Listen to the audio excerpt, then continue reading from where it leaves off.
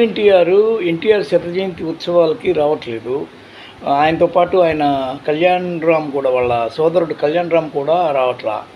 దీని వెనక బలమైన కొన్ని కారణాలు ఉండడము అనేది మనకు బాగా స్పష్టంగా కనిపిస్తుంది. వీటితో పాటు ఐటీడీపీ జూనియర్ ఎన్టీఆర్ని చాలా తీవ్ర పదజాలంతో ఉంచుకున్న దాని కొడుకు కాదు, అసలు ఎన్టీఆర్ వారసుడు లోకేష్ బాబే మన ఎన్టీఆర్కి రాజకీయ అసలు వారసుడు అని చెప్పి చాలా తీవ్రమైన పదజాలంతో ఐటీడీపీ దుష్ప్రచారం చేస్తుంది. చాలా దారుణమైన ప్రచారం చేస్తుంది. ఇది ఎంతవరకు సమంజసం? ఉంచుకున్న వాడెవడు, అసలు వాడెవడు, అసలు వారసత్వాన్ని ఏ కొలమానంలో చూస్తారనేది ఇప్పుడు సబ్జెక్టు. నిజంగా వారసత్వానికి విషయానికి వెళ్తే మొన్న ఈ మధ్య నేను కృష్ణదేవరాయల యొక్క ఒకానొక వంశ వారసుల ఇంటికి వెళ్తే అక్కడ వాళ్ళందరూ హిందీ మాట్లాడుతున్నారు. దేశ భాషల యందు తెలుగు లెస్స అన్న శ్రీకృష్ణదేవరాయల ఇంట్లో ఏంది, సరే తెలుగు అన్నా లేకపోయింది. ఎందుకంటే తెలుగు అనే అది ఉండడమే, వాళ్ళు కర్ణాటకలో ఉంటారు కాబట్టి హంపి పక్కన ఉన్న ప్రాంతాల్లో సిటీలో ఉంటారు, వాళ్ళు హోస్పేటలో దీనిలో ఉంటారు.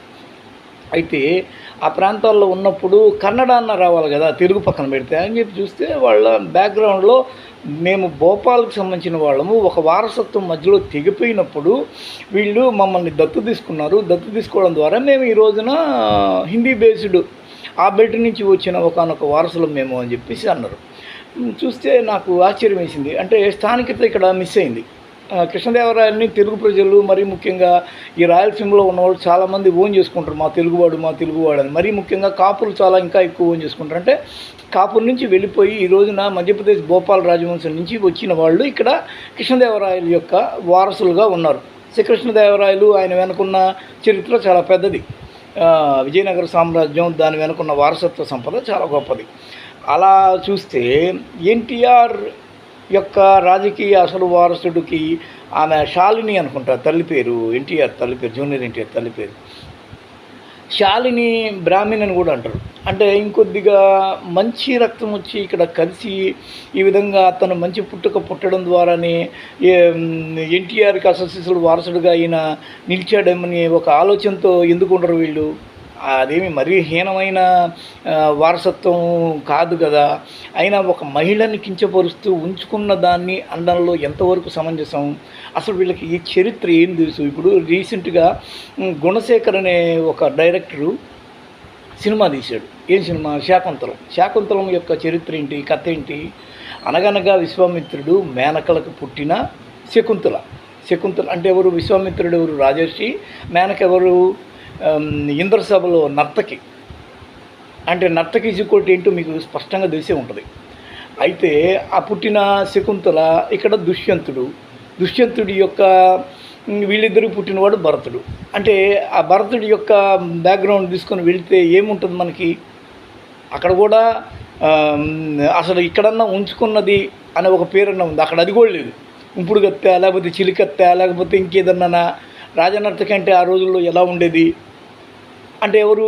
భారతదేశ చరిత్రలో భరతుడు అనే పేరు మీద వచ్చిన ఈ భారతదేశం యొక్క రక్త చరిత్రను వెనక్కి తీసుకుంటా పోతేనే ఉన్నదేంది? చాలా ఘోరమైన చరిత్ర ఉంది. అంటే మనకు అసలు ఈ రోజున ఎన్టీఆర్తో పెద్ద డైలాగ్ ఉంటుంది, ఏ జాతి ఏ జాతి ఏ జాతి ఏ జాతి అంటూ. మీకు దానవీర సూరకర్ణలో కర్ణుడి గురించి ప్రస్తావించేటప్పుడు ఎన్టీఆర్ చాలా అద్భుతమైన డైలాగ్ ఒకటి చెప్తాడు. ఆ డైలాగు ఇప్పటికీ మొత్తం వైరల్ డైలాగ్ అది. దాన్ని ఆ ఒక్క డైలాగు ఎందుకు అంటే మన మానవ వ్యవస్థ అనేది, కుల వ్యవస్థ అనేది ఈ రోజున ఇదే ఆంధ్రజ్యోతిలో ముదిగొండ శివప్రసాద్ అనే ఒక రచయిత ద్వారా కులం కారణంగా ఈ విధంగా ఒక కులం మీద దాడి జరుగుతుంది అని చెప్పి ప్రచారం చేయించుకుంటున్న టీడీపీ ఈ రోజున జూనియర్ ఎన్టీఆర్ రూపంలో ఐటీడీపీ చేస్తున్నది ఏంది? ఏం విధ్వంసం అది? కుల విధ్వంసం కాదా? కులాన్ని ఆ విధంగా భ్రష్టు పట్టించి ఆ విధంగా పక్కన పెట్టి వారసత్వం గురించి మాట్లాడకుండా, వారసత్వం అంటే ఏంది? చాలామంది చెప్తారు. ఒక అమ్మాయి అంటది, అర్జున్ రెడ్డి సినిమాలో పాటలు రాసిన అమ్మాయి, అసలు సినీ, రాజకీయ, సాహిత్య వారసత్వం అనే దానికి రక్త సంబంధం ఉండదు, ప్రతిభా సంబంధం మాత్రమే ఉంటుంది అని చెప్పేసి అంటాడు. అలాంటి ప్రతిభ లోకేష్లో ఎక్కడుంది? అందరూ మాట్లాడుకుంటే అతనికి మంగళగిరి అని స్పష్టంగా అనడమే రాదు. అతని దగ్గరుండి కూర్చోబెట్టి ఓ తెలుగు టీచర్ని పెట్టి తెలుగు నేర్పించిన అతని పరిస్థితి అధ్వానం.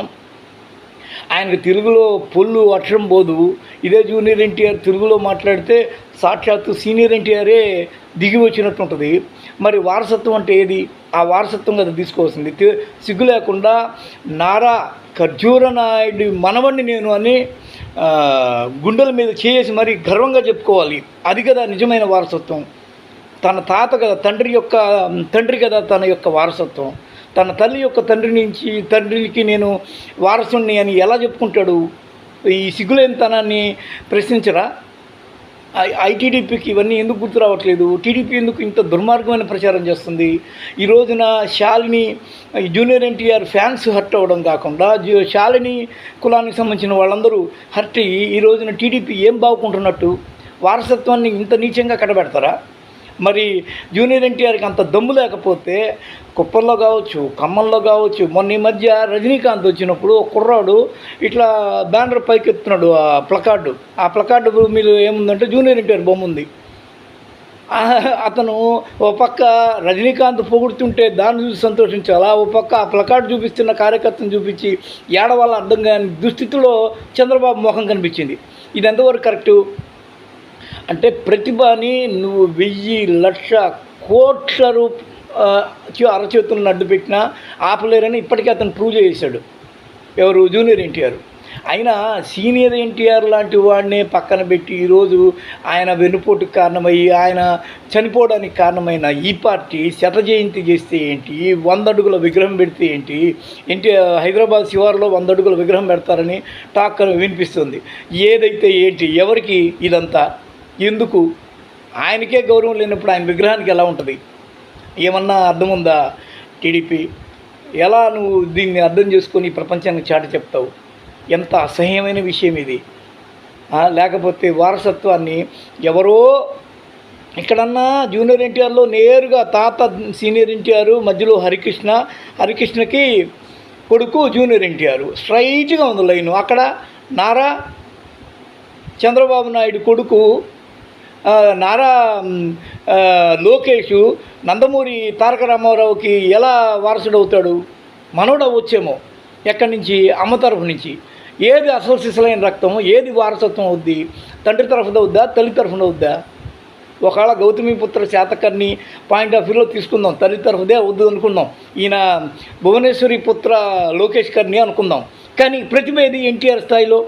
నువ్వు ఆయన చెప్పే డైలాగులోని ఒక లైన్ కూడా సరిగ్గా చెప్పలేవే. అయ్యేదా దానవీర సూర్యకర్ణలో ఏ జాతి అనే ఆ డైలాగ్ ఉంది, అది చెప్పమని చూద్దాం. ఎందుకు చెప్పలేకపోతున్నాడు? అది కాబట్టి విషయాన్ని అర్థం చేసుకొని అందరూ వీళ్ళు రెచ్చగొడుతున్న ఈ కులాల ఈ సంకుల సమరంలో చిక్కి సమిధులవద్దు, రెచ్చిపోవద్దు. చరిత్ర ఇలా ఉంటుందని చెప్పడంలో భాగంగానే ఇది నేను ఇట్లా చెప్తున్నా. అసలు వెనక్కి పోతే చాలా ఘోరమైన వారసత్వాలు ఉంటాయి మనకి, అవి తీసుకుంటే మంచిది. హాయ్ ఫ్రెండ్స్, మా టుడే టుమారో యూట్యూబ్ ఛానల్ చూస్తున్నందుకు చాలా థ్యాంక్స్. మరిన్ని లేటెస్ట్ వీడియోస్ కోసం వెంటనే సబ్స్క్రైబ్ చేయండి. అలాగే ఈ బెల్ ని కూడా రింగ్ చేసేయండి. మా నోటిఫికేషన్స్ అన్ని మీ మొబైల్లో వస్తాయి. అలాగే మా వీడియోస్ మీకు నచ్చితే లైక్ చేయండి, షేర్ చేయండి, నచ్చకపోతే కామెంట్ చేయండి.